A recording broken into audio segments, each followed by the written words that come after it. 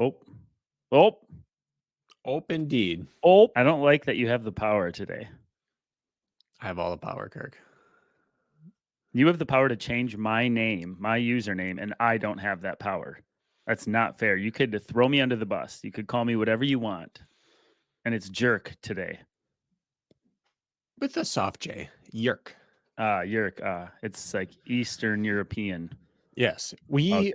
We've had some audio glitches here and there recently, ladies and gentlemen. And in our continuing efforts to try to polish this podcast, we are trying a new hosting site today. And I am the host today. It's always Kirk. It's always Kirk. He sends the invites, he starts it, he ends it, he handles the recording, but I'm doing it today. And we're going to see how that works. Every once in a while, Kirk has like garbly, glitchy audio. It's like it's auto-tuned from time to time, and we haven't quite figured out why, but I'm blaming it on our host server. And so we're trying a new one. It's gonna work great. I like it already. And you're clearer than normal. We have a better connection. We can really connect, which I think is going to translate nicely to the quality of our episode. I think so too. All right.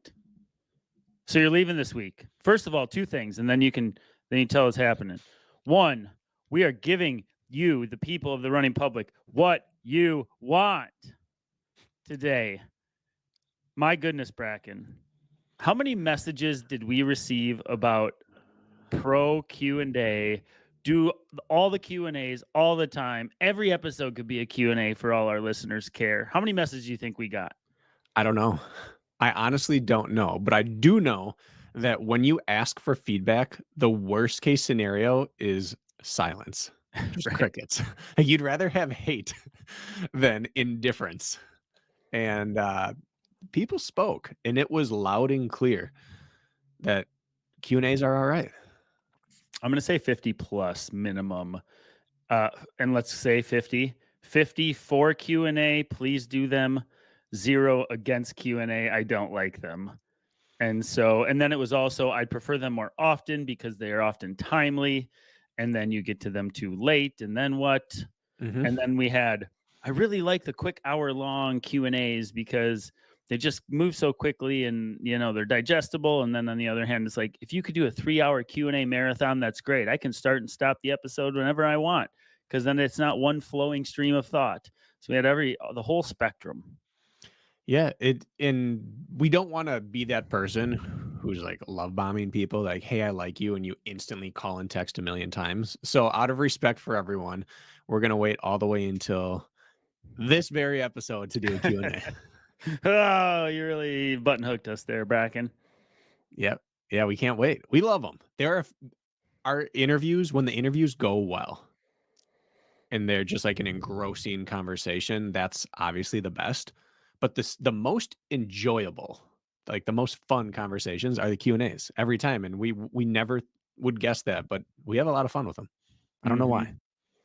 We do. And speaking of interviews, you're not going to be here for the one later this week.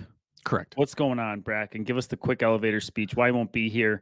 You got bigger fish to fry. Why I'll be going solo with a guest. Braden is going to race at Grand Nationals. We did not have that on our radar this season, but over the last few weeks, he's had too much success not to give him a chance.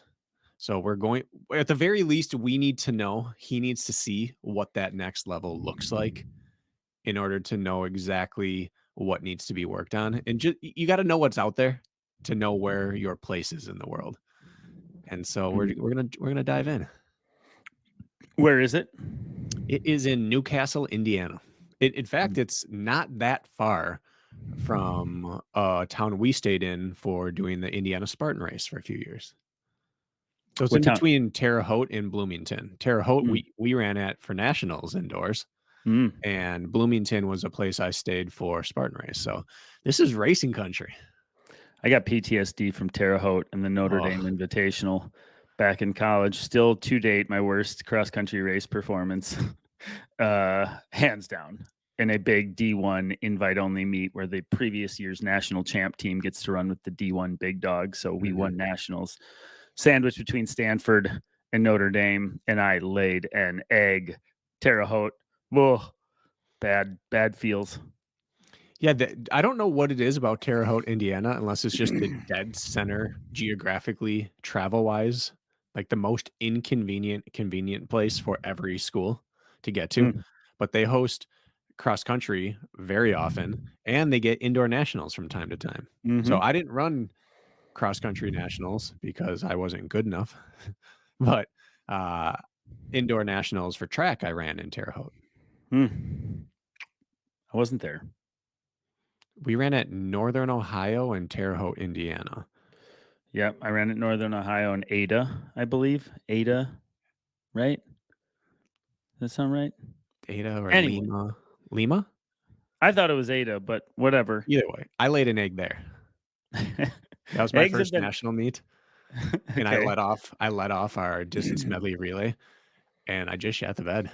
I made every, like, first year rookie at nationals mistake all at once. I was, like, spamming all the classic mistakes. I made them all, and I handed off, if not last, second last. And we had a team of studs, and they ran us all the way back to, like, 4th or 5th. But I cost them probably a chance at a national title because I ran so terribly. You came as close to you ever have as using a swear word on this podcast. You said "shat the bed." I said Bracken. shitness the other day, and I preface it with an apology to Colleen. Okay, that's right. All right. So yeah, you. That's right. You're coming around. Mhm. So Um. anyway, Yes. it's funny that we're going there because I have this first year at nationals grounded in me experience where I was out of my league and out of my experience level, and I couldn't handle all the protocol and the newness and the high pressure and the nerves and everything, and I ran terribly. And now Braden's coming down here for his first nationals, and we get to go through that again. A dose of humble pie is the route to long-term success, not short-term That's success, right. long-term success. The only reason we know anything or we pretend to know anything is because we've shat the bed so many times in so many different ways that we've learned the hard lessons. Yes. We can teach that upon to you so you can shat the bed less. All right. I have 25 screenshots here, and I hold the power. I hold the power of the Q&A How many do right you here. think we can get through?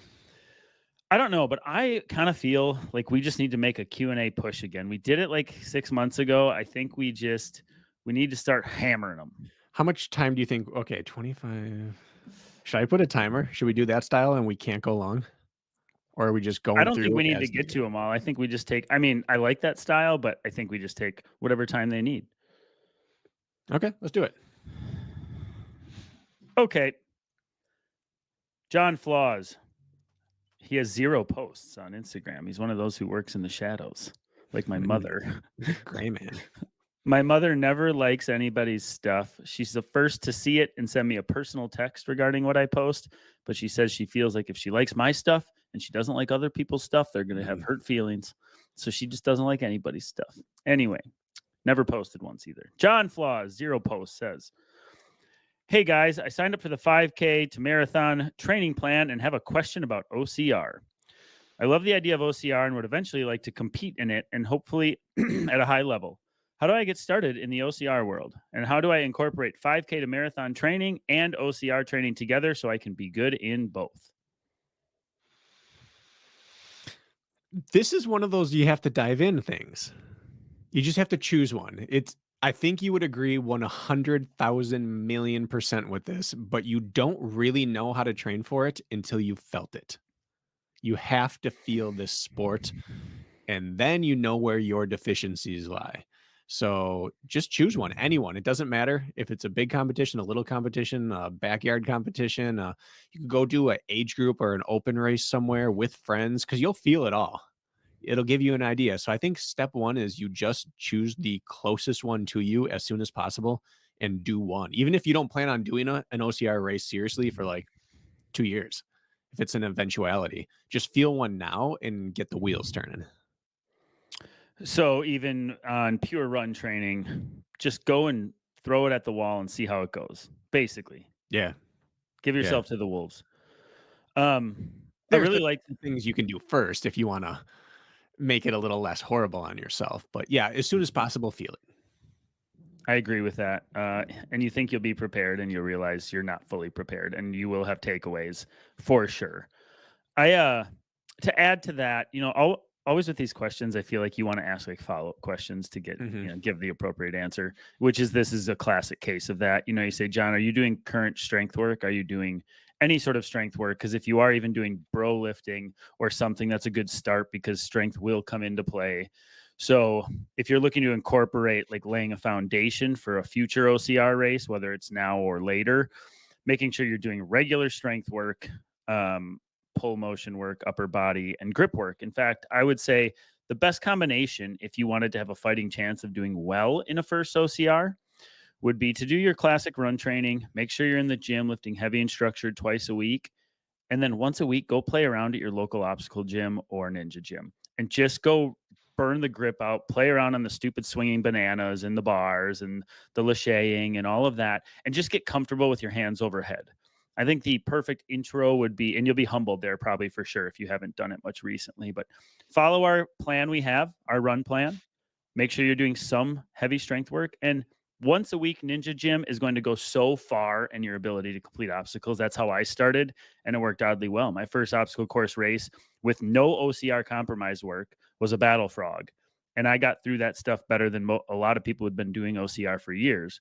But the thing was, I was going to the Ninja Gym once or twice a week in prep for months just to play, and it translated beautifully. So that would be my advice. Okay. I'm going to go in a different direction, Cool. slightly different, Do it. because I've never been in a ninja gym in my life. And so to me, it's an impracticality.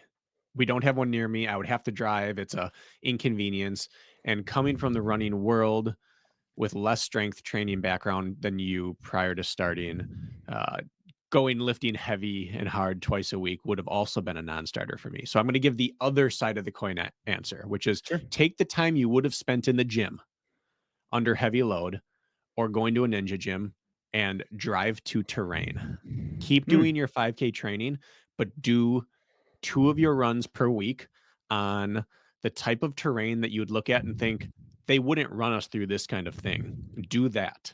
Whether Mm. that's steep hills or technical trails or marshy land, like you're gonna feel like a fool, but find terrain and just translate your running to that and simply do as many pull-ups and core movements and grip switches as you can fit in a week, and that'll take care of all your strength work for your first one. I will say, don't even worry about strength training, but pull yourself up on a bar and switch your hands around and do a bunch of ab work. It's another really good point. I forget that transition from the roads, like the clean running to like, oh my God, this terrain is horrible. It's so costly. I feel so inefficient. I have to work Mhm. so hard for each stride. That's harder than any of the obstacles to translate your fitness to terrain. I agree. So that's really good advice. I wish I would have thought of that. Well, Get on terrain. the thing is, you haven't done an OCR race since they've gone penalty loops, and I've done one. I have. Kirk. Oh, you I have? have. Since they've taken burpees totally out? Yeah. Oh, I thought they had some burpees, some not for yours I in went California. to I went to SoCal. It was all loops. Okay. Yeah. Then I take that back. I Yeah. take back my haughty high horse approach, Do but you even listen to me when I talk? I Do you stare at even know? myself Do you on the even screen know me the whole time. anymore, Bracken? And when your lips stop moving, I just start talking at wherever my last thought left off. I saw Jack Bauer. This actually bums me out. I saw Jack Bauer, who's still throwing out some good stats on his IG once in a while. If I would have raced this year and got on a podium, I would have had one of the longest podium streaks because I podium in the COVID year because I Oh, ran yeah? early, which most people didn't have a chance. So I date back to 2016 or 17. And part of me was like, I need to get a race to get It's not high on that streak list. you can still do one. Nah. Anyways, continue. Sorry. Yes. I forgot my line, and now I remember it. Cue cards are up in the background. Thank you, Lisa. Penalty loops. Now that burpees aren't a thing, now that you can just fail an obstacle and run and keep running, running on tough terrain is now a more important skill than power in Spartan racing, particularly. Other forms of OCR, it still matters. Midwest OCR just had theirs, and it was nasty, and you Mhm. needed strength to get through. But if you're not going to do one of those highly technical ones, which I wouldn't recommend for your debut, then you can run your way through the course and fail everything. And it used to be you're going to leave doing 1,000 burpees on the day and you're going to die. Now it's you Mhm. just keep running. So if you can run technical, you can get done with the loops pretty quickly. John, more like a dirty girl or something for your first one. Yeah. Nice and approachable. Or Nice. starting right these days, honestly. Think I'm funny. I'm not funny. All right. Should we go to the next one? Yeah, let's move on. Oh, Scott, wait, was there a part 2 to that? I don't know. I deleted it. I don't think Sweet. so. If we didn't finish it, send us again. No, I think we got to it. Scott Neth. Scott's been a big supporter of the Hmm. podcast for you. You're very, very ingrained in the OCR community. Scott, we love you. Appreciate your support. Thanks for the questions. All right. Hey, question for the next Q&A. Is there any injury risk associated with running a very long sustained climb? I have 2 hill climbs I'd like to try here locally, both of which are over 10 miles long and climb over 3,000 feet. Neither has a flat or downhill total of more than 200 meters. Is there anything special I should be aware of before attempting something like this? Thank you. Love the podcast. There's injury risk with everything in life. My last 2 injuries have come while basically not moving. We don't need to get into your recent problems. We're not going Brakken. to, but I'm to the point where I'm an injury pessimist. I just assume it's going to happen at all times. I live in constant fear. So yes, there's always some risk, but that's one of the running uphill is one of the safest forms of running known to man. It's just obscenely good for you. The injury risk would come from training for uphill at a higher volume than your rear chain is used to working at. And some people develop plantar fascia. Some people develop some Achilles pain or calf pain or things like that because you're stretching soft tissue and torquing it at an angle of use that it's not used to. But in theory, running uphill is the least likely way to get injured of all types of running. Agree. Funny enough, my mind went completely somewhere else with this, though. Scott, and that is what goes up must come down. What happens when you get to the top, right? So, Hopefully a shuttle. and maybe you have a shuttle opportunity, but long sustained climb, 10 miles, 3,000 feet of gain. Let's say that's a 2-hour effort for you. I don't know what it'll take. What happens then? Are you ready for the time of feet, which now we got to descend for an hour? And that becomes a 3-hour effort. So we got to think of what goes up must come down. So that's the only thing is like, yeah, you get the plantar fasciitis, lower soft tissue issues that can pop up from sustained work. If you haven't done it, I assume you're doing your hill work, Scott, so you're probably ready to go sustained climb anyways. It also, not to poo-poo or foo-foo or whatever the terminology is, a 10-mile, 3,000-foot gain section, but that's a pretty manageable grade. Like, it's not like it's putting you at 30% grade often.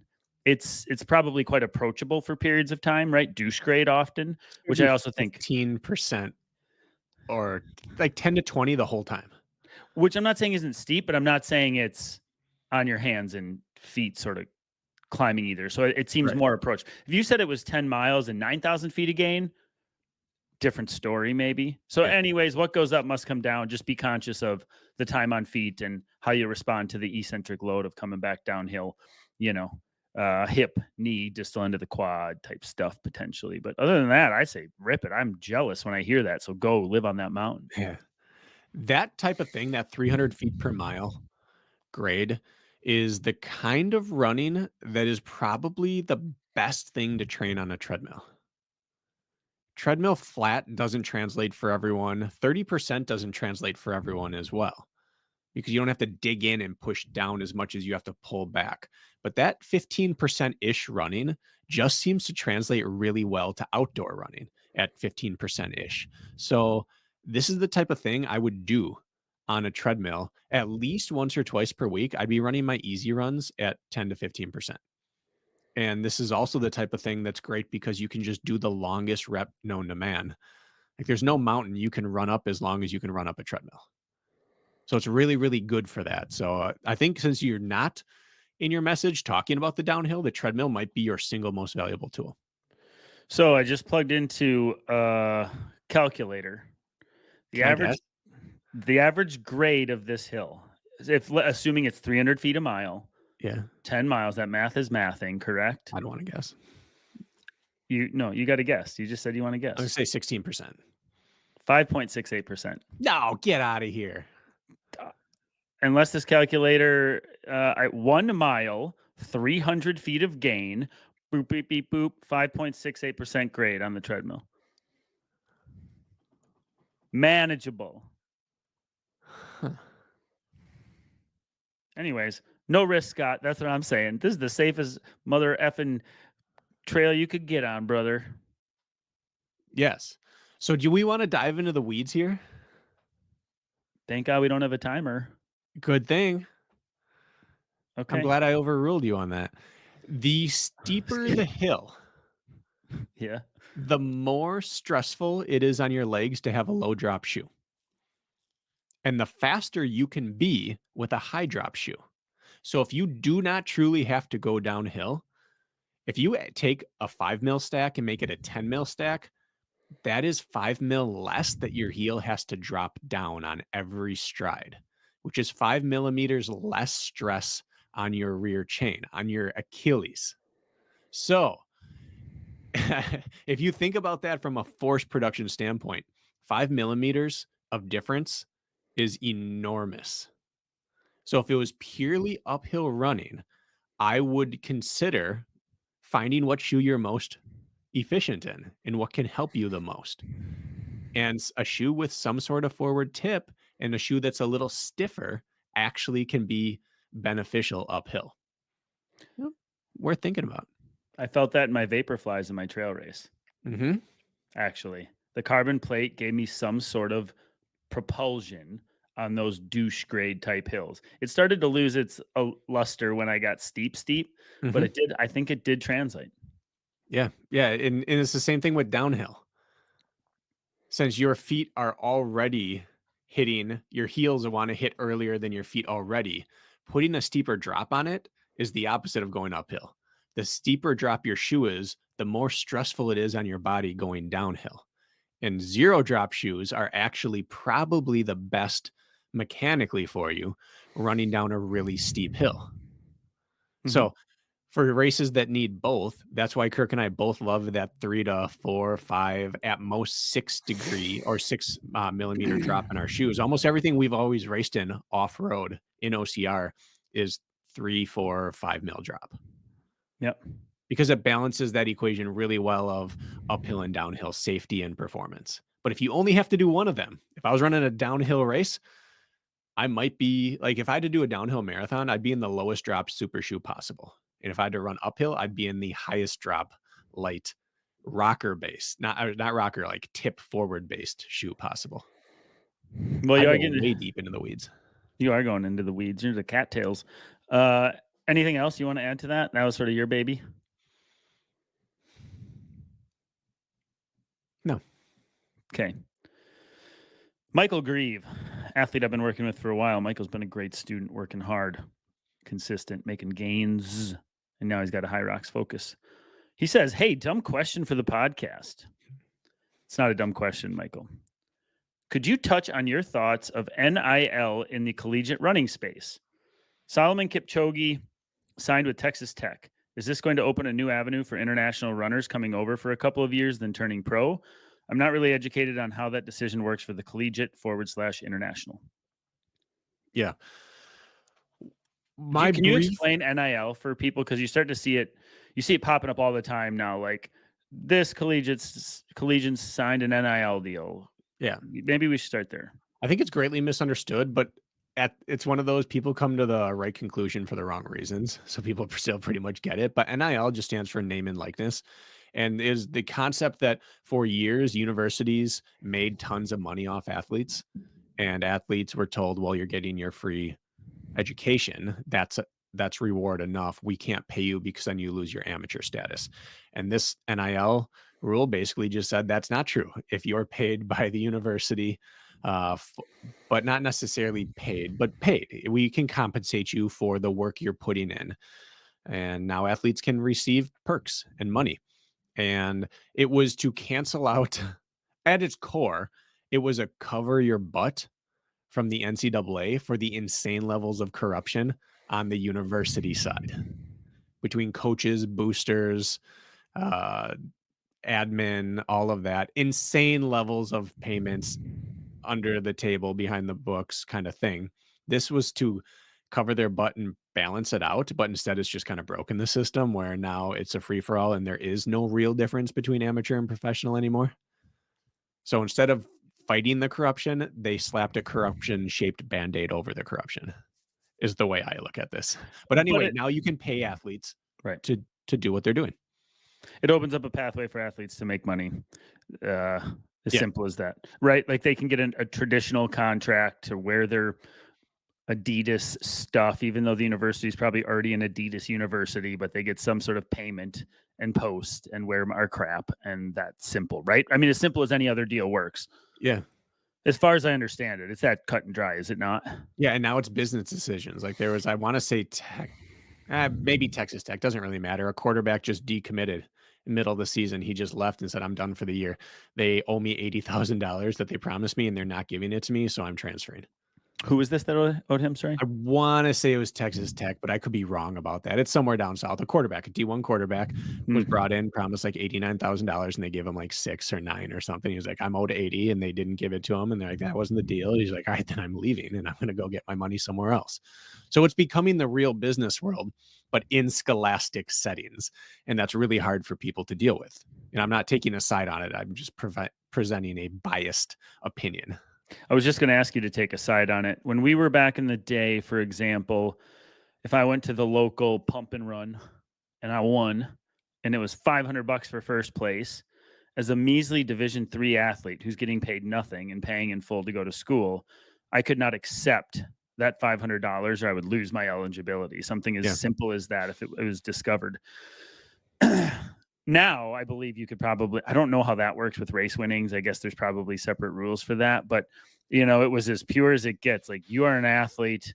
You may or may not be on scholarship, but you certainly cannot make money on this sport. This is an education first system, athletics second, no matter how big the program, no matter how, important the athletics seems to the university. Do you think it's the right move, actually? Do you think like paying collegians makes sense? I don't know if I have a strong stance on it. I think more opportunity, the better. Starting that young seems interesting. There might even be high schoolers with these deals now, I believe. Some of the up-and-comers, like Sadie Engelhardt, I believe I saw something on, and some others.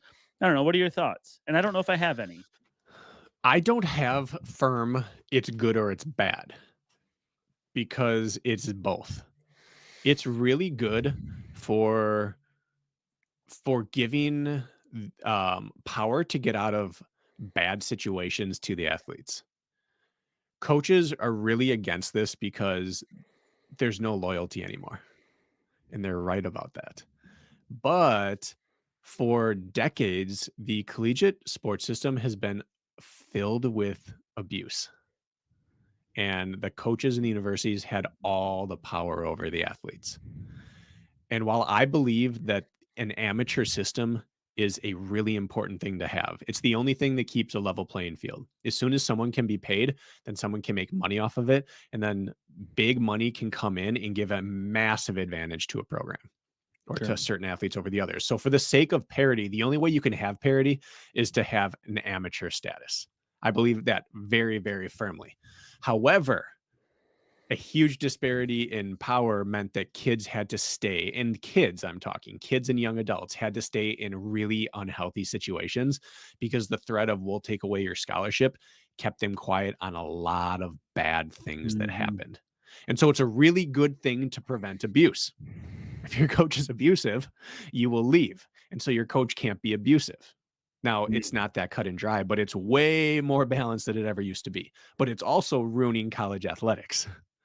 So I can't take a stance on it because how could you take a stance against the prevention of abuse?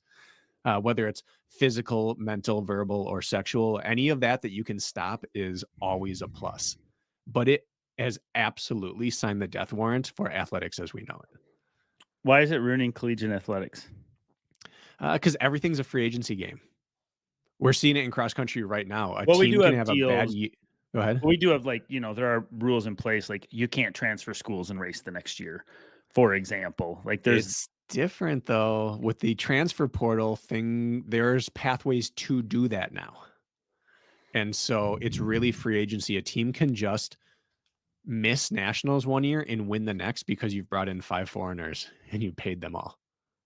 Like, you Mm-hmm. can just be good overnight. It's really changing the foreigner acquisition game because you can change someone's life from overseas with $20,000 a year. Yeah. I go back and forth because that could have really helped me in my collegiate days. Not that I was ever good enough to get an Exactly. NIL. Like if in the right situation, it is the absolute best thing for everybody. In the right situation, Yes, correct? I agree with that wholeheartedly. Yep.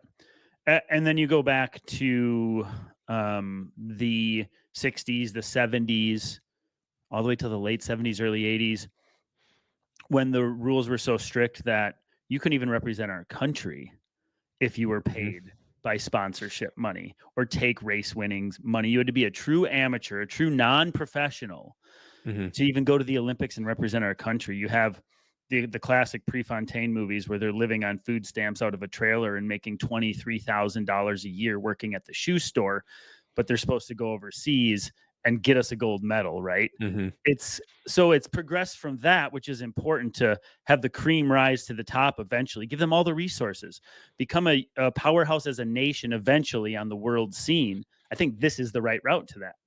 At the same time, yeah, give every opportunity to the athlete. At the same time, it can lead to puppeteering, and yeah. that's just interesting.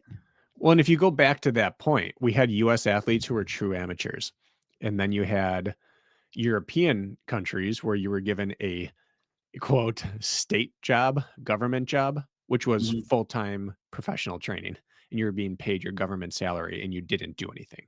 So there's always going to be corruption at these levels, and so true amateur status is really, really, really hard to regulate. And so the middle ground is the ideal ground, but as soon as a door is opened, it cannot be shut. Like, mhm. we are not reining this back in. There's no way to get rid of NIL at this point. I really don't believe there is.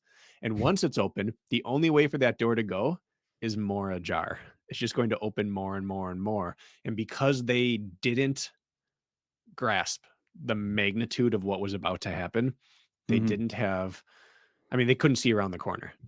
Deals got signed that were so big and things that happened were so crazy right away that they weren't prepared for it. And they had to start making rules after the fact, but they couldn't ban people for things that had already happened. And so they were caught with their pants down.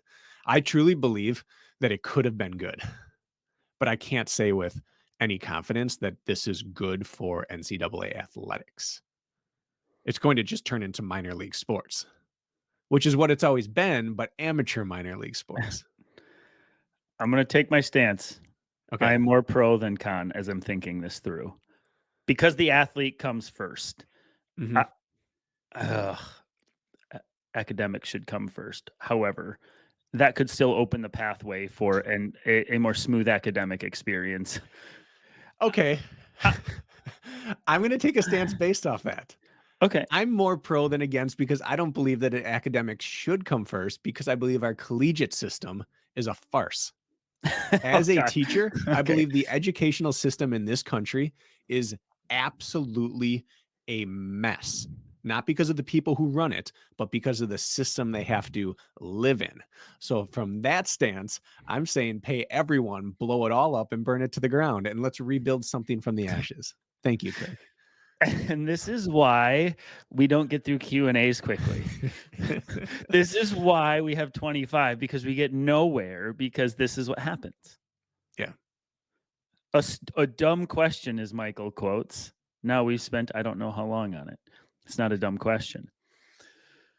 I remember getting free Brooks gear, free Brooks running shoes. We got 2 pair of shoes a year. One for each, actually 3, one for cross, one for indoor, one for outdoor. And it was like the holy grail of Mhm, sponsorship as a D3. Like, you kidding me? I get 3 free pair of shoes and I get 25% off at Dick Ponds. Oh my mhm. God.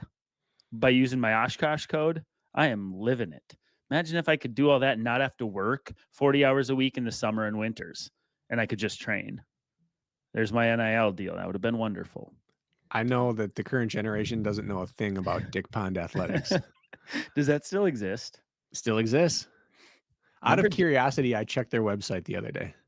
I'm sure it was the other day, as everybody always says. Within the last 8 weeks. And which is relatively recent when talking about Dick Pond Athletics. Mm-hmm. It exists. I hadn't even thought about Dick Ponds for decades until this conversation. You got to type it in correctly.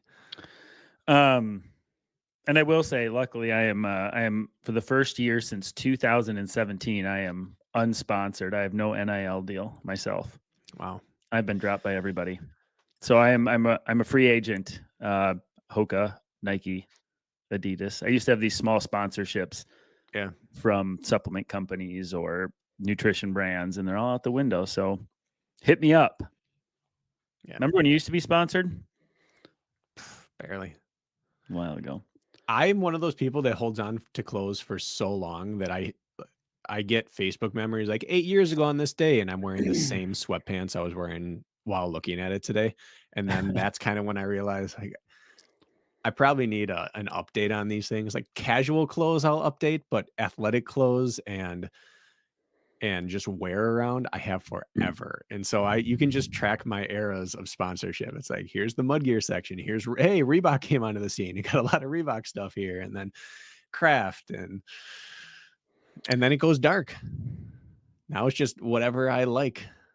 What was your, I'll share. I don't mind sharing this stuff because it's in the past. What was your most lucrative sponsor and what did they pay you? Payment was Spartan Race. Okay. Like an actual $5,000 signing bonus plus I want to say 500 a month stipend plus 500 a month. That was for running obstacle course specialist courses and then 500 a month for something else. So at one point it was 5,000 signing bonus plus over 20,000 100 a month. Over 20,000 a year. Yeah. Plus your race winnings on top of that and everything. Yeah. And I don't believe I got podium bonuses from them that year because I negotiated my monthly stipend instead. So they were my most lucrative, but Reebok gave me the most stuff. Reebok felt like a sponsorship. Spartan hit the bank account well for a runner, but Reebok, we would just box it every month. A box would show up of unasked for gear. And I know that because I often got your duplicates at that era. Yeah. You gave me some stuff that you just were like, I got 4 of these. I don't need one. Take it, which was very nice. However, they were kind of a mess of a company in terms of logistics, and there was no telling what they were going to send you, both size and gender. They got the shoe sizes right most of the time, but sometimes I get like a female extra small sports bra. What did you think I was going to do with this? Find a small woman and give it to her? Well, they knew how you rolled. They knew. What about you? You had more cash-based sponsors than I did. Yeah. A-Shock energy drinks, which now you see everywhere. They kind of did it the right way. They're in gas stations everywhere. They're at the grocery store now. Sponsor a NASCAR. Are they? Oh, okay. A-Shock. And then it was Gone Rogue, the chicken chips, which everybody loved to hate on, the sawdust chips. I enjoyed them immensely. And that fits your palate. It really does. Yeah. And then USANA, the sports pack vitamins. Generally, I was carrying 2 a year. They all paid roughly $5,500. So I would make $10,000 to $11,000 for like a 1 post a month deal. It's that simple.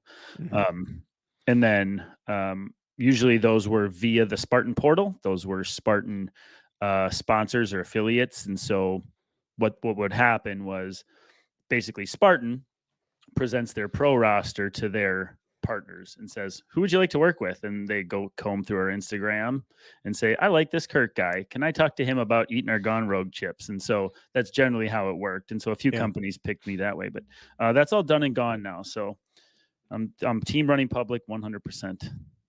That's Here we are. All right. Should we move to the next thing after that tangential situation? Is that to put in perspective how little runners make compared to collegiate NIL athletes? I don't know how big the deals are on the NIL side. They can get big. I mean, the tops are making millions. Like, is Nico Young making $100,000 a year on his whatever Adidas sponsorship or whatever? I don't know, but I bet he's near it. Plus, he made the Olympics, so there had to be a bonus in there. I have a feeling he lives in a nicer apartment complex than he used to. We will You know say. what? As long as we continue down this, when I was down at Campbell University, they were notorious for having a basketball team of foreign athletes, mostly foreign. They would bring like French guys in and people from Botswana to play on their team, and they give them scholarships, and we were terrible. They were guys who were just like freak athletes, huge frames, freak athletes, like 2 to 3 years of basketball experience. Kind of guys that needed to be in a development program somewhere, but Campbell University was taking them on, and we were terrible. But they all drove around nice cars and had huge flat screen TVs in there because they had something like $12 or $1,600 a month living stipend they could give them as part of the NCAA at that. So even back then, at a podunk, minuscule D1 school, these guys had $800 a month cars they were leasing and $3,000 TVs because they had a living stipend that they didn't need because they were on full room and board scholarship. So they just had $1,600 a month to spend on life, and they spent them like 18 to 22-year-old kids would spend it. So they were all living the life. And that was happening back then at Campbell. Like, what was Alabama like? What was Florida like? So this made it legal, but then it just took off. You didn't have that sort of deal at Campbell?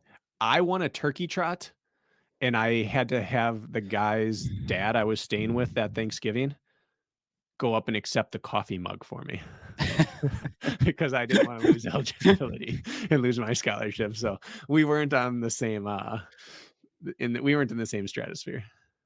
Okay. All right, we're going to move on. Matt Malone. Question. You mentioned on a recent episode that most normal people at the 5K distance or less should likely go out a little faster than goal pace and hope for the best. I'm training to PR the half in about 6 weeks. Given the longer distance, should I try to negative split or follow the go out a little hot and hope it's my day mentality? My initial thoughts were negative split, but the 5K discussion has me questioning that. Two things, Kirk. First of all, I met Matt this past week. Oh, okay. Where? Yeah, digitally on a Zoom call. Oh, he's a Milwaukee guy. If this is the name, Matt Malone. Yeah, I'm gonna double check this now. Matt Malone. Did you guys have a consult call? No, he's expanding into. He's the newest member of the Race Brain umbrella of podcasts. Oh, wait, there's a Race Brain umbrella of podcasts? Kirk, if you hadn't left, you would be part of a conglomerate so big right now that is taking over the industry. I feel like you're overselling it a little bit.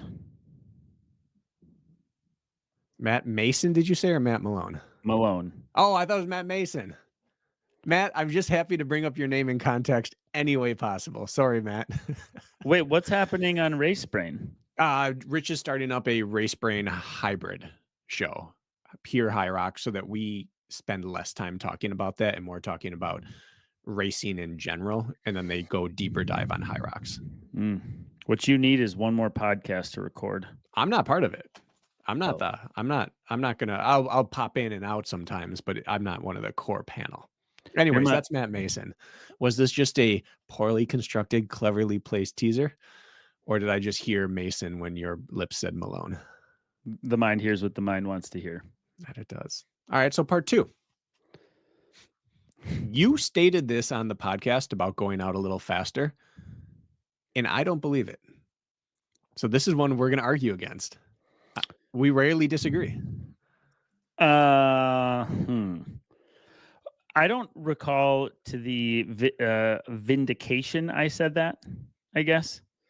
I said in the fitness that I was in, if I were going to do this, I were going to have to take risks by going out aggressive and hanging on because the goal was a stretch goal.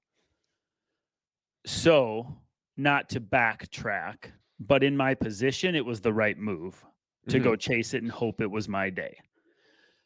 I don't think positive splitting a 5K is your track to most likely your best time, unless it is the 1 in 100 race day that it works out for you. I think is metronome and even as possible is absolutely the best way to go. Maybe a slight kick home that last half mile in which you run your fastest mile, your last mile with a kick home the 0.1. And the floor will be yours after this. So I will say, like, that was my strategy and it didn't work. First of all, I failed. Second of all, the longer the race distance, the less that becomes true, right? You can positive split a mile PR. Everybody positive splits a 400 meter, an 800 meter, and almost always that mile is positive split in some capacity with a kick home.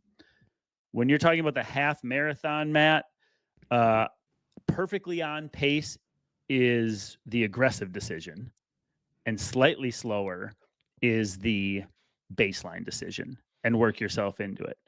Overswinging by 5 seconds a mile the front half can cost you 10 seconds a mile the back half, and suddenly you're 30 seconds to a minute slower than your target goal, and there is that. So I'll stop there. You go ahead. I have nothing more to say. I'm happy and sad.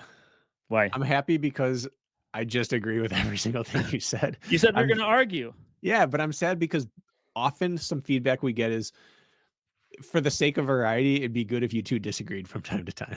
And I thought we were going to be able to today, but we don't. The longer the race, the more important it is to slow play your hand. There's nothing more powerful than getting to a point in the race and thinking, I think I can pick it up from here. There's nothing better than that. That is how you unlock your true high-end potential, is by emptying the tank in the second half of a race. Most people tip over and don't have the fitness to recover when they tip. So I would say that even for a 5K, most people should go out at a pace they know they can keep and have the option to crank it down. The exception to that is when you just aren't dialed into your pacing and you need a kick in the pants just to get you out into uncharted waters and realize, hey, I can swim out here. Or when you're in a massive pack. The bigger the pack, the less it costs you to run, because you're not even thinking about the effort. If you are solo running, you must start at pace or slower. If you are running in a group, sometimes you can just get pulled to something you didn't think you were capable of. Yeah. I think the way to prove to yourself that you're capable of breakthrough pacing is to still start conservative. And that doesn't mean like drastically, like 30 seconds a mile conservative. Then you're just underselling yourself, right? It's starting, the 5 seconds a mile ish, 10 seconds a mile max, slower than you're capable of, and proving to yourself the back half as you ratchet down that, I can actually hold this aggressive stretch goal pacing. And then the next time you go out and you can justify the go out on pace mentality, right? So it depends where you're at with your relationship to that race distance and what you've learned already from previous races. Yeah. Sometimes I think about the clock the way I think about racing an individual. Where if you go out right on someone's shoulder and you say, I am hanging on this person who's a little bit better than me, but I think I can beat. I'm hanging on their shoulder as long as humanly possible, and I'm going to beat them at the end if I can. If it goes right and you get to that bell lap still on their shoulder, there is not a bigger rush of adrenaline you'll ever get during a distance race. Yeah. However, if at any point you lose one stride to them and that stride turns into 2 or 3, you're done. But if you go out 30 yards behind that person and you're still 30 yards behind at the end, you may or may not get that boost. But if you lose a stride or 2 throughout that time, it's not going to matter to you. I'm 30 feet behind.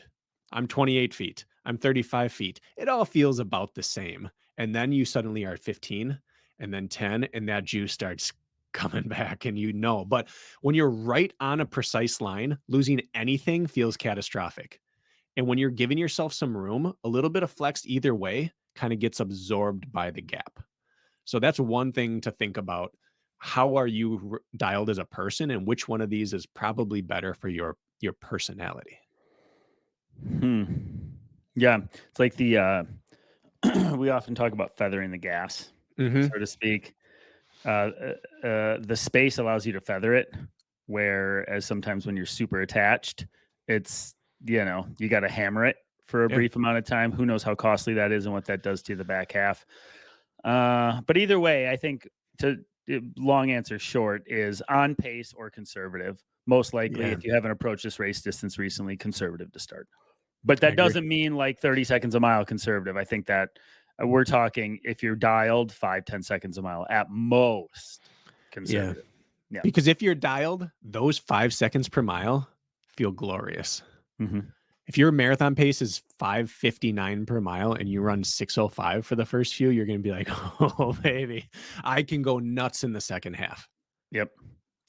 Very much agree. All right. Ready for the next one? Yes. Sirhat Ozturk. He interacts with us a good bit on the Running Public page. He's been throwing questions our ways. He likes to think deep, this gentleman, Sirhat. All right. Sirhat says, how are you, gents? Not sure if this is a question or a community-wide suggestion. In the lifting world, when mentioning strength, it's usually my max being a sumo 1 rep, or I did X amount of weight by X amount of reps, or do the exercises at this percent for many X reps and X sets. So percentage of max is what he's talking. Does the running community need to start following the same format?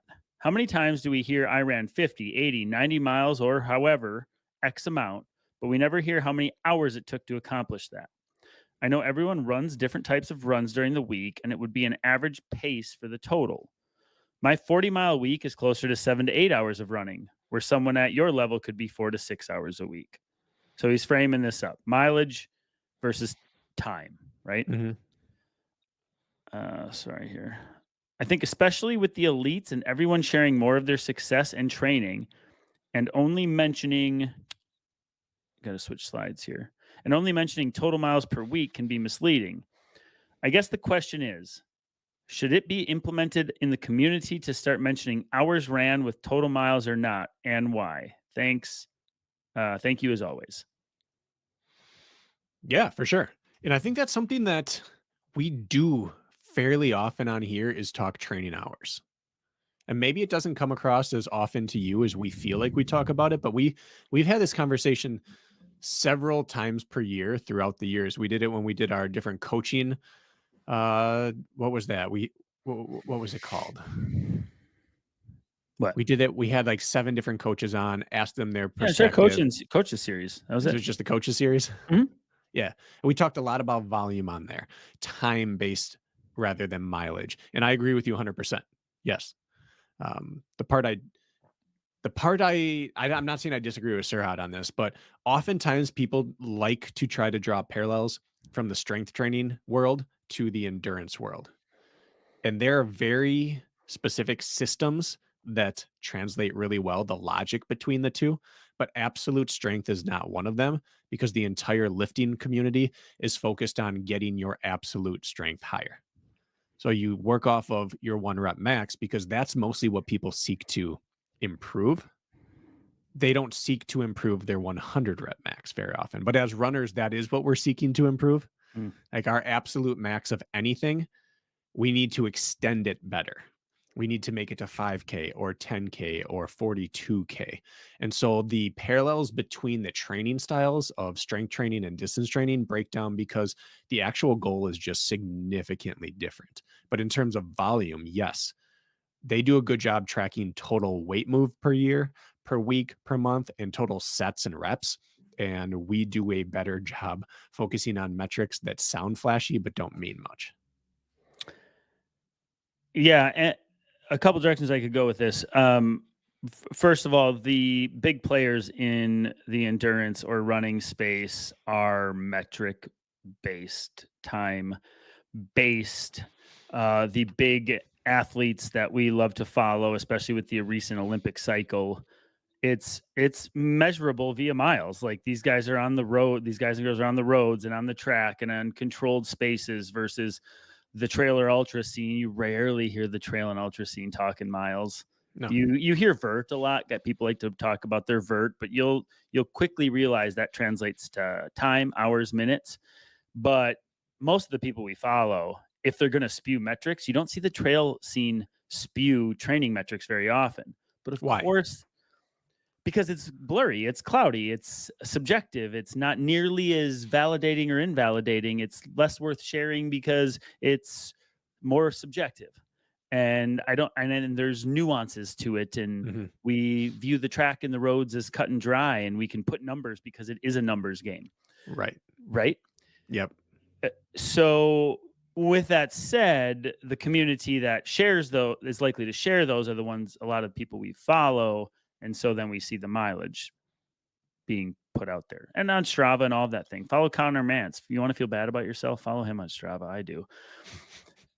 Moving from that, you have the age-old debate, and we've talked about this on this podcast before, but it's been a while, is like if Connor Mance is running a marathon in 2:07 and I'm running a marathon in 4:07, does that mean because it takes Connor Mance 12 hours to run 100 miles a week, do I need to spend 24 hours a week training because I am going to be out there twice as long? Is that the logic or is it not? Right. And so then you Right. just, and you just have to play that game with yourself. Like if he's doing 22-mile long or 30-mile long runs, which I think I've seen, do I do 30-mile long runs? It's going to take me 6 hours. Yeah. Anyway, so it's a valid question. I think this will never be put to rest, but you have to, I don't know, you have to think of it in that entire way. I agree. I think that volume of time matters more for ultras and trails because the strides are very similar. You go for a 20-hour training week, your stride's not going to be crazy different than the stride you're going to use during a 100-mile race. It's going to be a little bit different, but it's not going to be more than a deviation away. Whereas on the roads, if you are, or the track, if you're preparing for a 5K at the high end and you go and dawdle for 18 extra hours of training, all you're doing is working your cardiovascular system and not super well. And your stride, your skill reps are not translating at all to the test at the end of this training plan, to the race day. And so for track and road athletes, if they're hitting intensity the way they're scripting it, which is very precisely, then miles on top of that matter. If I can do this with 20 extra miles per week or 80 extra or 100 extra, my mileage tells me what I need to know because my quality days are so scripted and precise that they take care of themselves as well. Where on the trails is just different. So I think miles matter for pro runners and for people trying to be elite. I really do believe that's a really good metric for them. But it's not for most recreational runners because we can't train like the pros. But I do agree with your logic that to get Connor Mance-like performance out of a 4-hour marathoner, they might have to train 20 to 24 hours a week because they can't do the speed work he can do. So the only thing they can do is hit it through volume. And they're training not for a marathon, really. They're training for a 4-hour event, which at the elite level of pro running, I mean, that's more like a 60K. 60K racing, who is going to train upwards of 20 hours per week. So yes, that would be what you would have to do. But because you're not an elite athlete, you probably don't have the systems to be able to handle that or the time of the week. So no, we just can't apply pro training to ourselves other than the general principles. But Sirhat, your point is valid in talking in hours, so you can feel accomplished in what you're doing versus like a POS compared to what they're doing. You're both spending 7 to 8 hours a week training. They're just doing 70 miles in it, and you're doing 40, and that's okay. They're just better than us. They're just better than you, Sirhat. and there's a drawback to both, right? The drawback to going by miles is that people push through things they shouldn't push through in order to hit their mileage, and then they burn out or they get injured. Where when you have volume only, just time, people will add on junk to hit the time. They might add on a 30-minute easy spin in the evening each night that doesn't do much cardiovascularly or muscularly for them because they're going so easy because, hey, I got another 30 minutes. I do that 7 days a week, 3.5 more hours of training. I hit my 20-hour training week. Well, what were you training during that? So that's the plus. The safe side of that is it's safe. You don't get hurt doing that. And it's time spent doing something. So there are drawbacks to both sides. Like people will game the system on both sides. And that's part of choosing which one you choose is what am I more likely to do? Injure myself by chasing numbers or slack off by filling in junk work? So did we paint a clear picture of our opinion? If I had to draw a line down the middle of the road, it would be the road. As soon as you move to the trails or the mountains, I say go to hours. And for sure, as soon as you move past, I would say 3 hours of racing, let's move to hours. I agree with that. If you have goal race pace, you probably might be looking at mileage. Yeah, and I think about so I'm running 50-mile weeks. I'm just layering in baseline fitness. It's 50 point. I make sure it's 50. 50 and 5 runs. That's what I'm doing. You're doing the Lisa run, the Sure, but Lisa week. I have good discrepancy between hard and easy days. But my 50 miles has taken me between 5 hours and 15 minutes and about 5 hours and 45 minutes every week. I slapped a 14-mile run with a 5:44 average with intervals on Tuesday. That doesn't take very long. I hate to say it, but it just doesn't. People are going to hate that, but it's a good example. Yeah. It was a threshold of 15, 12, 9, 6, 3 push with 3-minute floats in between. Can't fake that thing. You cover a lot at 45 minutes of work. Anyways, what I'm getting at is back in my Spartan Mountain days, it would look like 50 miles a week at the end of the week. My long runs now take me no more than an hour and a half. Then we were going for almost 3. I'd go do heavy carry work on a Thursday at the ski hill for 80 minutes, run up and down the damn hill 3 times, carry up and down at once. My mileage would be like 6.9 at the end of that thing. And I worked for 80 minutes. Now I'd get in 12 plus. Right. And so on paper, I'd be 9 hours a week then, sometimes 10. And on paper, if you just looked at it, you'd be like, Kirk's doing the same amount of work now as he was then. Nope. And guess whose butt would get kicked if he went to the mountains for a 3-hour race at Lake Tahoe right now? This guy's. Right. Even though on paper, it looks like I'm doing the same amount of work. That's so maybe that's right the answer. There. You choose the metric that tells the true story. Yeah. If you're doing vert, if you're running treadmills, you have to choose time. Mm-hmm.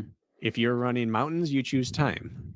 If you're running 7-minute miles, you get to choose miles. If you're running 5-minute miles, you get to choose miles. You choose the metric that tells you the true cost and effectiveness of the work you're doing.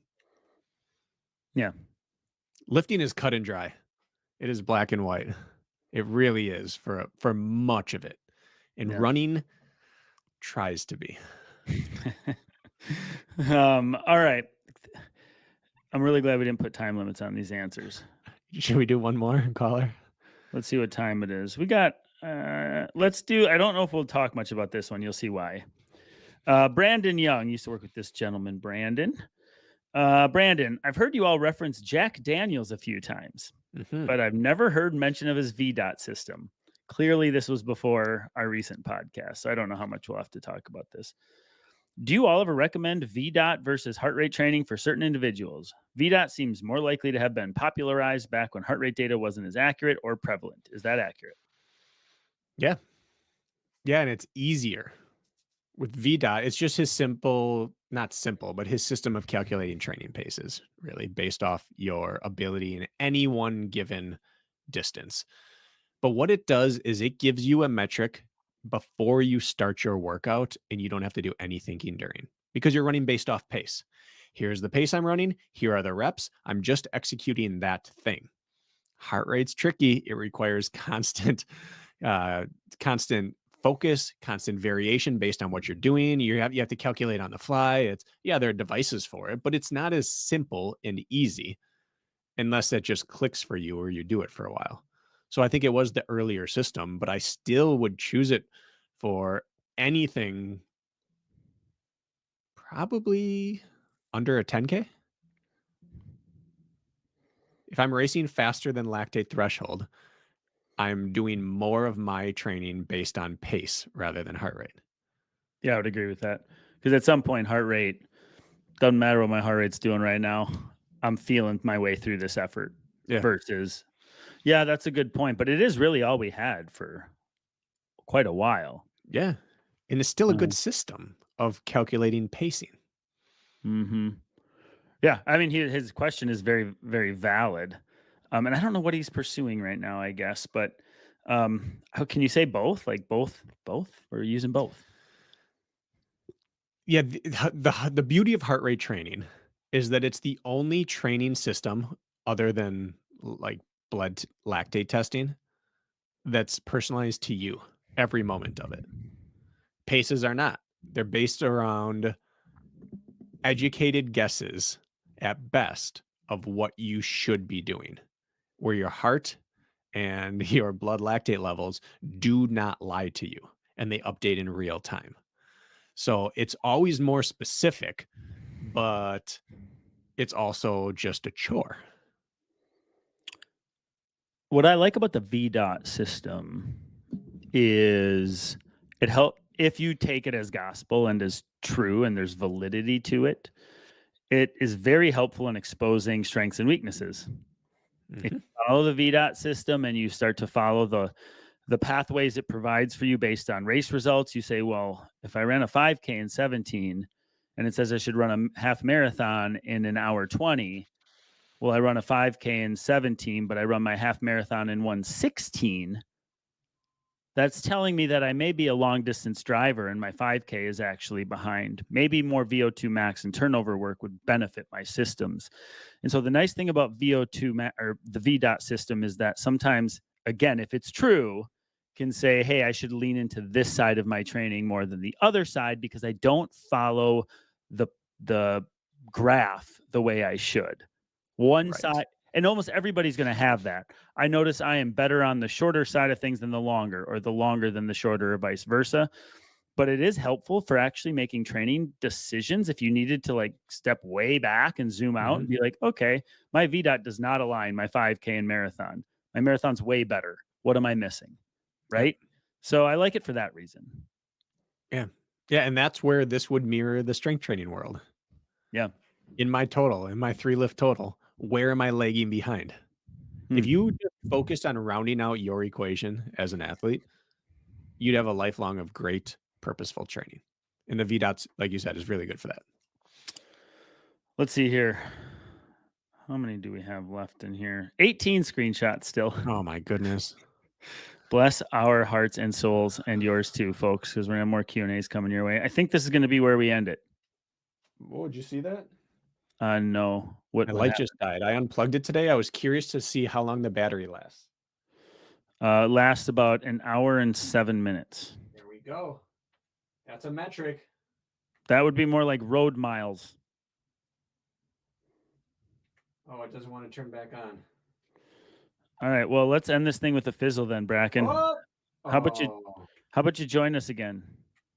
No, it won't turn on. It's got to charge for a minimum amount before I can turn it on, even when it's plugged in. We have See, found a flaw. we're all learning, guys. Let's learn together. We learned about that. Terrible now. No, you look wonderful. All right. Any concluders? Anything we got to wrap with? For those who did message about my inactivity on Strava, you are correct. I am injured. I'm not going into it. I don't know what Kirk Kirk and Lisa and my family are the only people that I've really discussed it with. I don't know what the timetable is. It could be as little as 3 or 4 weeks. And so at that point, I'm not going to make a big deal about it. That's a blip on my radar screen these days. And if it's something bigger as it turns out to be, then I'll talk about it when I find out. But yes, I'm hurt right now, but I don't know how injured I am. So that's as much as you're going to get out of me right now. Hopefully in 3 weeks, you see stuff back on Strava and you realize he's just a hypochondriac. Let's not allow ourselves to dive into it, but because we could. Uh, it's not. It's not one of those things you can really make sense of, and so No. that's why it's not like I was running, rolled my ankle, and it's that cut and dry. It's like I don't know how it happened, and I need to feel it out before I know how I proceed. But yes, shoot, somebody keeps drawing the short straws. What's happening? Yeah. Yeah, and Yeah. it's just strange. It's bizarre. I can't when I sleep twitched and strained my MCL, this is even less logical than that. That's all I'm gonna dive into it and say. So I gotta wait and see. I need clarity on this thing. But thank you for the few people who follow my training closely enough to notice that I'm not training. And I appreciate you. That's all. Send him get well soon cards and Gift cards. gift cards, Get Amazon well gift soon gift cards. card. Yeah, Yeah. or running warehouse. Oh yeah, either work. All right. Well, I think we wrap it with that little teaser. End with a fizzle, as I said. Kirk, I'm not gonna see you for another week. Oh yeah, that's right. We won't record till this time next week. So Enjoy. You can go from Brakken Kraker OCR to Brakken Kraker Racer Dad if you need to change paths on your social medias. Do you know what I'm addressed as most often these days? No. Braden's dad. Hey, Braden's dad, come on over here. That has to be the ultimate dream if you really think about it. It is. I don't think anyone ever feels as old as they are until you're injured. But as a person, like, you hear someone's dad and you think of your dad, and your dad always seems so old and wise and just above where you're currently at in life. I can't possibly be what my dad was at this age. It doesn't track. And so to hear, hey, Braden's dad, I always do a double take. Like, you recognize me as a father? As like a legitimate, mature adult human being. It's weird to hear that. You call someone dad your whole life, and it always gives me pause when I hear it. They just don't know you that well. Yeah, that's it. All right. Thanks for putting up with us, folks. Hope you learned something. We're going to be shoving more questions and answers down your throat coming up. So hang on.